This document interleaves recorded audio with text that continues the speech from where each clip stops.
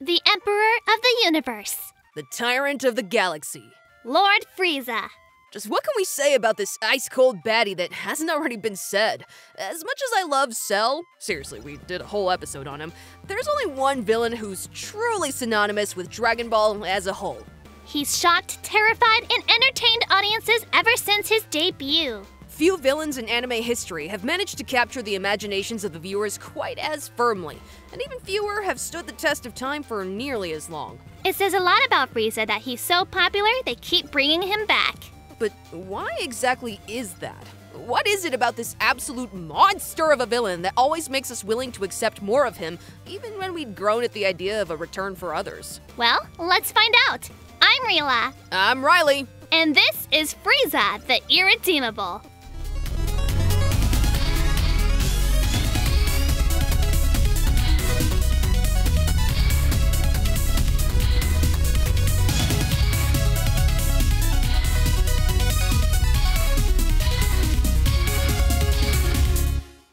There are a ton of things that could contribute to this now that I think about it.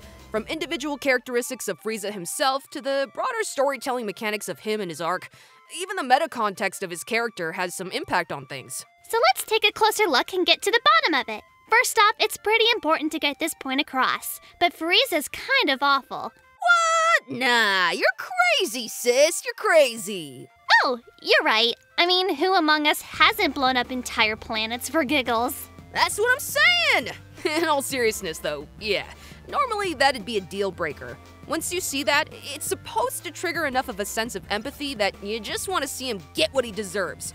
How exactly you quantify that is up for debate, but you see him commit genocide on a planetary scale and yeah, bad guy alert, get him out of here. The worse a villain is, the more we want to see the good guy take them down. And just to beat this one to the punch, we don't want to hear any of the every villain is the hero of their own story crap, because it's a load of bull based entirely around one of the biggest misconceptions in writing.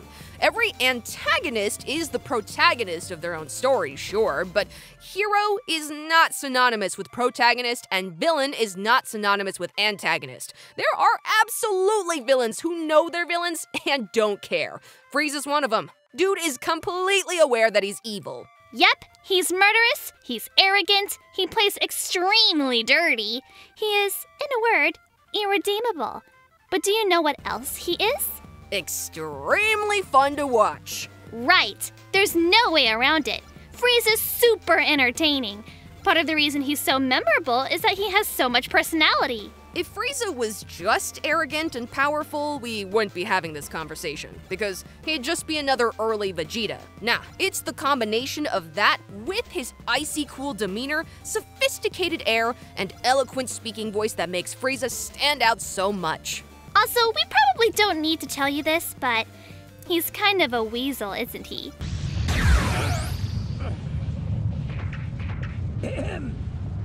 Broly, look! It's such a tragedy! Not gonna lie, I lost it when he did that, as did the rest of the crowd in my theater. The villain being entertaining goes a pretty long way towards making you willing to see more of them. And Frieza won the lottery on that one, big time. At their core, most stories are meant to entertain us, so why wouldn't we want to see more of something that did that job so thoroughly? But next, let's get something out of the way real quick. Part of the reason we can stomach Frieza, awful as he is that Dragon Ball is such a light story. That's true. A lot of people tend to throw around the idea that death is cheap in Dragon Ball. I don't think that's entirely true. After all, moments like Piccolo and Vegeta's sacrifices sort of negate that whole idea. But it's also not too far off the mark. With the Dragon Balls in play, most of Frieza's heinous actions can be undone, so we don't have to feel that bad about them. By the same token, though, we know that Frieza can always just come back temporarily, long enough to give us a quick Frieza fix before sending him packing again. That was pretty much the logic behind Resurrection F, right? That movie was made before Dragon Ball Super and the Tournament of Power were even ideas. Bring Frieza back for a bit for a big fight, take him down, undo any damage he's able to cause. Easy as that. If the Dragon Balls, or in this case, Whis, weren't a thing, the series would be a lot darker. But that also gives us the freedom to have a lot more fun with things. But, you know, it really is pretty strange. There are very few series out there where you want to see a villain make a comeback after they've finally bitten the dust. Hell, Dragon Ball not only makes you want to see more of Frieza, but in Super, they get you actively rooting for him. As much as Android 17 was the MVP of the Tournament of Power, Frieza is most of what made it so fun to watch, even as it started to wear out its welcome. Part of that is down to the role reversal. Because of the very nature of his character, you never had any idea what he was going to do. Sure, we all knew Universe 7 would ultimately come out on top, but look how many times we were made to believe Frieza might screw him over, even before the tournament actually began. Seeing Frieza, of all characters, thrust into the role of a hero was really bizarre, but also a lot of fun. And a good amount of that comes down to what he represents for the series. He's the ultimate foil to Goku and what this series is all about. He was born strong and believed that made him better than everyone.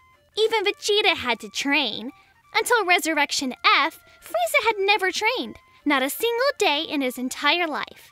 Thanks to Master Roshi, Goku grew up believing that there was always someone better, so he could always strive to improve, shatter through his limits, and rise to meet anyone. Frieza is the antithesis of that. Sure, you can make the argument that that's every Dragon Ball villain, at least once we get to King Piccolo, but none really capture it quite as absolutely as Frieza. Usually. Frieza is, like Goku, a flat art character. In his case, a negative example. A character who changes the world around them, but not for the better. Vegeta is the ultimate example of this. Frieza's cruelty towards Vegeta helped to make him into the monster he was in the early stages of Z. But that's the thing. He's usually a flat arc character, and while that's the perfect kind of character to clash with Goku, allowing the two to see whose views hold stronger during the Tournament of Power, that's not really the case. Going back to the subject of Vegeta, remember how we mentioned that Frieza just casually wiped out entire planets for the lulz? Well, guess who else did that? This guy! Yep, but we were all on board to forgive him. Why? Well, yes, the reasons we explained earlier for Frieza do apply to Vegeta. There's one department where Vegeta actually has a bit of a stronger case. That would be Vegeta's positive change arc. Something Frieza doesn't have at all until the Tournament of Power. Vegeta's redemption arc and his swallowing his pride was the entire point of his character sticking around. It's what made his sacrifice during the Buu saga so impactful. Even if most of that arc wasn't exactly stellar, that moment was unforgettable. And a long time coming. Frieza doesn't get quite the same arc, but trust is one of the biggest themes throughout the tournament. Not a single character on the roster has any reason to trust him, and he shows them on several occasions why they probably shouldn't, especially with Frost and Dispo. When it came down to Frost, Frieza had every intention of stabbing him in the back from the very beginning, but Gohan didn't trust him. Not at first. He only went along with it after he figured out what Frieza was doing. Then there was the Dispo fight. He tried to pull the same trick on the Pride Trooper that he did with Frost and, well, yeah, didn't work out so great. But then, Gohan showed up to help, showing that he trusted Frieza. It still wasn't exactly enough to teach Frieza his lesson completely, though, so naturally he had to get handed a slice of humble pie when his ego started getting ahead of him, both by Toppo and by Jiren. And that's where Goku came in with his own flat arc tendencies once again. Really, if there was one character on the entire battlefield that Frieza would ever be able to trust, it'd be him. And Goku knew that. Remember the end of the Namek saga? Frieza did. There was even a callback to it earlier in the arc. Goku allowing Frieza to live in that moment years ago left a lasting impression, one that Frieza absolutely could not deny.